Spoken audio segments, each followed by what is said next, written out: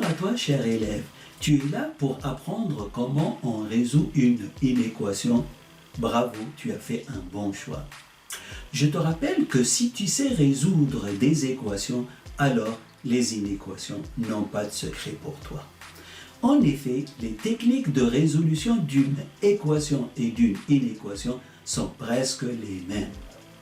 C'est pour cela que je te conseille de regarder mes 2 vidéos sur les équations. La première, elle est intitulée « Équations techniques de résolution ». Comme son nom l'indique, j'explique les techniques de résolution d'une équation.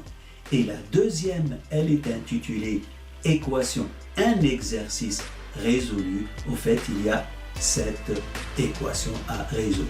Et enfin, pour bien profiter de cette vidéo, n'hésite pas à mettre la main à la pâte en prenant ton cahier, un stylo et en mettant en pause la vidéo quand cela est nécessaire.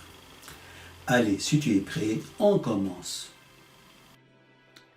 Une équation du premier degré à une inconnue.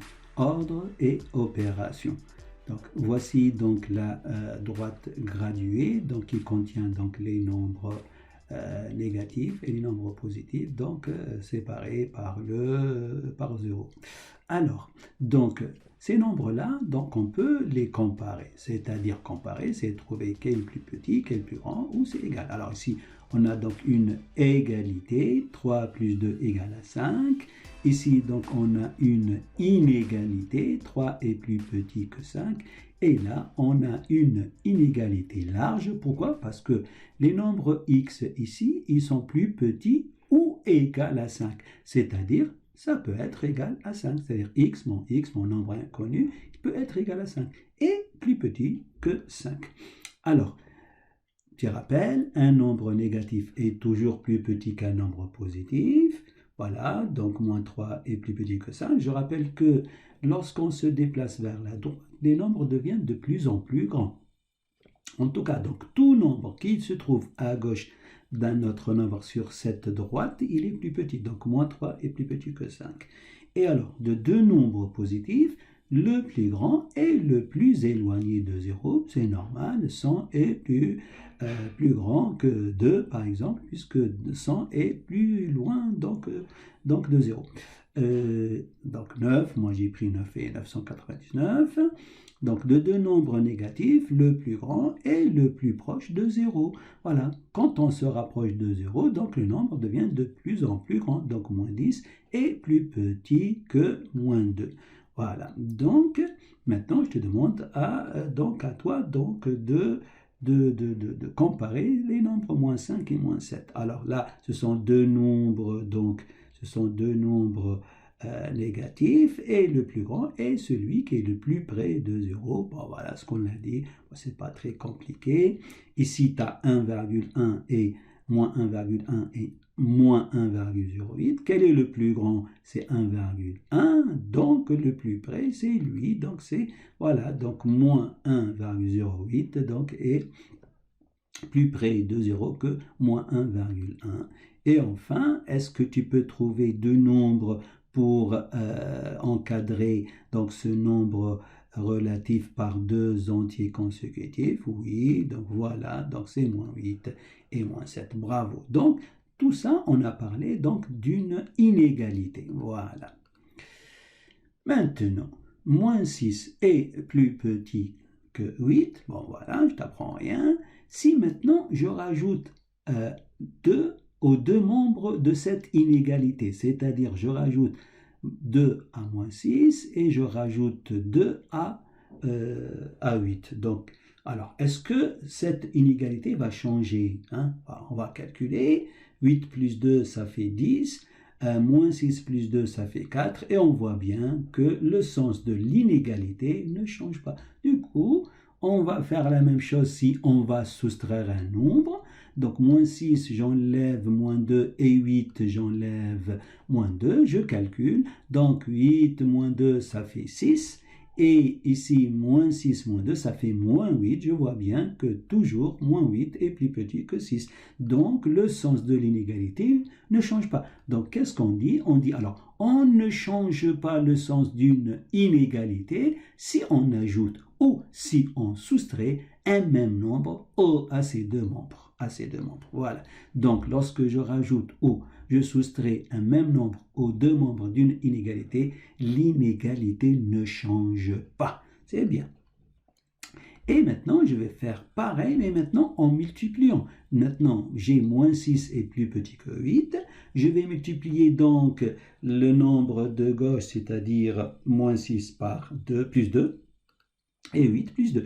Et je vais comparer, est-ce que le sens de l'inégalité est conservé? C'est-à-dire, est-ce que toujours le résultat est plus petit? Donc, le résultat de gauche, est-ce qu'il est toujours plus petit que le résultat de droite? Allez, moins 6 fois 2, ça fait donc ici, ça nous fait donc moins 12, et ici, ça fait 16, et on voit bien que 16 est toujours plus grand donc, que moins 12. Donc, le sens de l'inégalité ne change pas lorsque je multiplie par un nombre positif. Voilà, et ici, donc, je vais diviser maintenant aussi par un nombre positif. Donc, moins 6 divisé par 2 et 8 divisé par 2. J'ai mis plus pour dire bien que c'est un nombre positif. Hein. C'est important. Là, j'ai mis moins aussi pour dire que c'est un nombre négatif. Alors, moins 6 divisé par 2, on sait lorsqu'on divise donc un nombre négatif par un nombre positif, le résultat donc, est négatif, c'est tout comme le produit. Donc là, ça va me donner moins 3. Et ici, j'aurai 4, donc moins 3 est plus petit donc, que 4. Donc, le sens de l'inégalité ne change pas. Et on dit alors, voilà, j'ai bien donc souligné, on ne change pas le sens d'une inégalité si on multiplie ou si on divise ces deux membres par un même nombre positif. Faites attention, là j'ai pris plus 2, plus 2. Attention, maintenant regarde ici. Donc j'ai moins 6 qui est plus petit que 8, donc voilà. Maintenant je vais multiplier par moins 2. Attention, là je vais multiplier par moins 2. Donc 6 multiplié par moins 2 et 8 multiplié par moins 2. Alors, regarde bien. Alors on va calculer. Moins 6 fois moins 2, ça va faire plus 12. Et 8 fois moins 2, ça fait moins 16. Quel est le plus petit? Mais bien sûr, c'est moins 16. Donc attention, donc le sens de l'inégalité change ici. Donc lorsque je multiplie donc une inégalité par un nombre négatif, attention, le sens de l'inégalité change. Là, moins 6 était plus petit que 8, et lorsque je multiplie les deux membres par un nombre négatif, ça donne l'autre sens. Voyons voir pour la même chose si on divise. Alors, on va diviser aussi par un nombre négatif. Donc, moins 6, je vais diviser par moins 2, et 8, je vais diviser aussi par moins 2. Et alors, on va voir. On calcule d'abord. Donc, le quotient de deux nombres de même signe est positif. Donc, moins 6 divisé par moins 2, ça fait 3. Et 8 divisé par moins 2, ça fait moins 4. Puisque le quotient donc d'un nombre positif par un nombre négatif, ou le contraire, est un nombre négatif. Donc, je dis que moins 4 est plus petit que 3. Et tu vois bien qu'on a changé le sens de l'inégalité. Et attention alors, donc on change le sens d'une inégalité si on multiplie ou si on divise ces deux membres par un même nombre négatif. Voilà. Faites attention ici, donc on a mis multiplier et diviser, les deux. Donc lorsque je divise ou je multiplie donc une inégalité donc par un nombre négatif, je dois changer le sens de l'inégalité. C'est très important. Allez, on va faire un petit exemple. Comme ça, donc on revient un peu sur les programmes de calcul et ça va nous permettre donc d'apprendre c'est quoi une équation. Allez, donc Margot a écrit ce programme de calcul. Choisir un nombre, soustraire 5, multiplier le résultat par 4, écrit le résultat. Ryan, lui, a écrit ce programme de calcul, choisir un nombre, prendre son triple, soustraire 16, écrit le résultat. Quel nombre, quel avec S, c'est-à-dire qu'il y en a plein, quel nombre peut choisir Margot pour que son programme donne à chaque fois un résultat supérieur à celui de Ryan? Donc voilà. Allez, on va prendre donc le programme de Margot et on va appliquer un nombre quelconque x, parce qu'on veut voir avec n'importe quel nombre, pas des nombres choisis comme ça.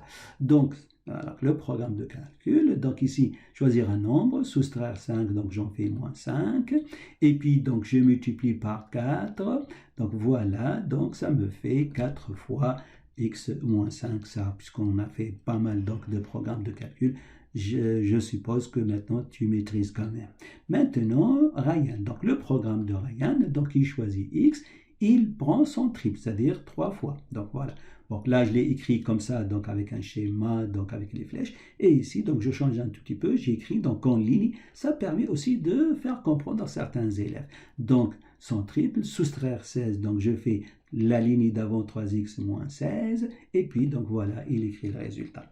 Maintenant, on veut que le programme de Marco donne à chaque fois un résultat supérieur à celui de Ryan. C'est-à-dire que je vais écrire le résultat de Margot supérieur à celui de Ryan. Donc voilà, donc exactement. Et qu'est-ce que j'obtiens là? J'obtiens ce qu'on appelle une inéquation. C'est presque une équation, sauf que l'équation il y a égal. Il y a une inconnue x, voilà bien, et puis il y a le membre de gauche et le membre de droite, et ici, donc, le degré de x, c'est 1, puisque x puissance 1, c'est égal à x. Voilà donc c'est quoi une inéquation. Allez, continue. Maintenant, on va résoudre donc cette inéquation. Je l'avais dit au début, les élèves qui maîtrisent donc la résolution donc d'une équation n'auront aucun problème pour résoudre donc une inéquation. Tu vois bien, tu vas le voir. Alors ici donc voilà donc l'inéquation. Donc je vais développer comme d'habitude. Donc j'aurai donc 4x moins 20 supérieur à 3x moins 16. Très bien. Maintenant, pareil, on va transposer, on va regrouper les x et on va regrouper les nombres. Donc voilà, je vais mettre donc 3x donc à gauche avec les x, donc je vais le transposer. Transposer, c'est le changer de membre et changer son signe, donc il va être donc 4x moins 3x, et le moins 16, il est là, donc à gauche, il ne change pas, et on va transposer maintenant le moins 20. Transposer moins 20, c'est le passer de l'autre côté et changer son signe, il devient plus 12. Voilà, maintenant on calcule 4x, donc moins 3x, donc ça fait 1x, et 1x c'est x, et moins 16 plus 20, c'est 20 moins 16, ça fait 4. C'est très très bien, voilà. Donc x donc, est supérieur donc, à 4. Maintenant, on va représenter donc, les solutions. Donc, tout ce qui est plus grand que 4. Le voici. Donc, on prend la droite donc, graduée, donc de moins l'infini à plus l'infini, voilà, etc. Et on va enlever tout ce qui est plus petit que 4, parce que x est plus grand que 4. Et bien voilà les solutions. Tout ce qui est à droite de 4, et bien sûr, tu vois bien que aussi, donc ce crochet-là, on l'a fait retourner vers la gauche parce que on ne prend pas 4, parce que nous, on veut rester plus grand. Voilà. Et quand on écrit S comme pour les équations, l'ensemble des solutions, c'est qui? C'est de 4 jusqu'à plus l'infini. Bon, cette écriture, bon, c'est pour le lycée, mais c'est pas grave, hein, ça a un sens. C'est-à-dire tout ce qui est plus grand que 4, donc on va le noter comme ça. Donc ici, un crochet ouvert, ça veut dire que le 4 n'est pas pris, donc on ne peut pas prendre 4, et plus l'infini, puisqu'on ne peut pas atteindre l'infini, et bien voilà. Maintenant, on va faire la vérification. Je te rappelle que Margot, donc son programme donne 4 facteurs de x moins 5, celui de Ryan, donc c'est 3x moins 16, et maintenant, tous les nombres qui sont supérieurs donc à 4, donc donne un résultat plus grand que celui de Ryan. Allez, on va voir, par exemple, prends 5, c'est facile, 5, on va vérifier dans les deux, 5 moins 5, ça fait 0, 4 fois 0, ça fait 0, 3 fois 5, 15, 15 moins 16, donc ça fait moins 1, et moins 1, on voit bien que moins 1 est plus petit que 0, donc le programme de Margot donne un résultat plus grand que celui de Ryan. Bah, tu prends, je sais pas moi, 4,001 avec ta calculatrice et tu vérifies. Donc, et là, on donne alors la réponse, toujours on donne la réponse à un problème. Pour que le programme de Margot donne à chaque fois un résultat supérieur à celui de Ryan, elle peut choisir n'importe quel nombre supérieur à 4. Ben voilà. Maintenant, on va prendre un deuxième exemple. un cinéma propose les deux tarifs. Tarif 1, 7,50 € l'entrée, donc une entrée c'est 7,50 si tu veux, et tarif 2, 5,25 € l'entrée, sur présentation d'une carte d'abonnement de 27 € valable un an. C'est-à-dire que quelqu'un qui a un abonnement, une carte d'abonnement 27 €, à chaque fois il va payer que 5,25 €. 5,25 €, comme disent les élèves. Donc la question, à partir de combien d'entrées a-t-on intérêt à s'abonner? Je pense qu'il y a un petit test. Voilà. Alors, donc il faut combien? Et pour cela, c'est-à-dire quand est-ce que donc, le tarif 2 est le plus avantageux? Ben voilà. Donc, allez, on va appeler donc x le nombre d'entrées. Donc, le tarif 1, donc c'est 7,5, ça c'est le prix d'une entrée, fois le nombre d'entrées. Voilà. Et le tarif 2, c'est 5,25 une entrée fois le nombre d'entrées plus 27, bien sûr, puisque on a payé donc quand même un abonnement de 27 €. Et quand est-ce que donc l'abonnement est avantageux? Lorsque 5,25x fois le nombre d'entrées plus 27 est plus petit que 7,50. Et bien voilà, donc on est amené à résoudre une inéquation. Donc voyez-vous, donc une inéquation, donc c'est que avec le signe plus petit ou plus grand ou plus petit ou égal. Donc n'oublie pas aussi. Donc voilà. Donc et là on va résoudre donc cette inéquation. Maintenant c'est pas très difficile. Ben voilà. Donc là on va mettre les x avec les x et les nombres tout seuls. Donc on va transposer 7,5 et 27 à droite. Donc le 5,25 il bouge pas. Et on va transposer 7,5 en change son signe, il devient moins 7,5. Alors, ici, donc, le sens de l'inégalité ne change pas, bien sûr, puisqu'on a fait que rajouter donc, les opposés ou des nombres positifs. Et le 27, il va aller à droite, donc il va être moins 27. Tu vois bien, on résout exactement comme une équation. On calcule, donc ça nous fait ici moins 7,5 est plus grand que 5,25, donc ça nous donne un résultat de moins 2,25x plus petit que moins 27. Et bien maintenant, qu'est-ce qu'on va faire? On va isoler x, on va faire comme les équations. Donc on va diviser par le coefficient de x. Le coefficient de x ici est moins 2,25. Alors on va diviser, ben voilà.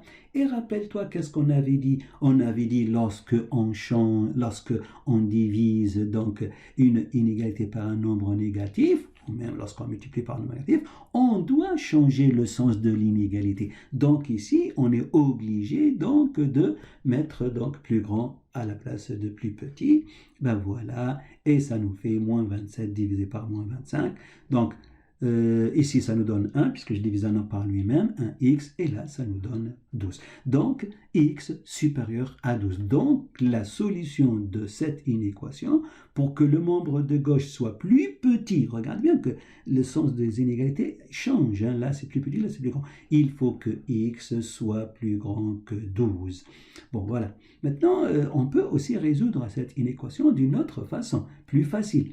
Voyez-vous, par exemple, ici, j'ai 7,5x à droite de l'inégalité. Par contre, ici, j'ai 5,5 lui petit. Alors, au lieu de ramener 7,5 à gauche, moi, je vais ramener 5,25 à droite. Donc, voilà. Et là, je vais donc transposer 5,25 comme ça. Donc, je n'aurai pas des nombres négatifs comme ici, moins 2,25.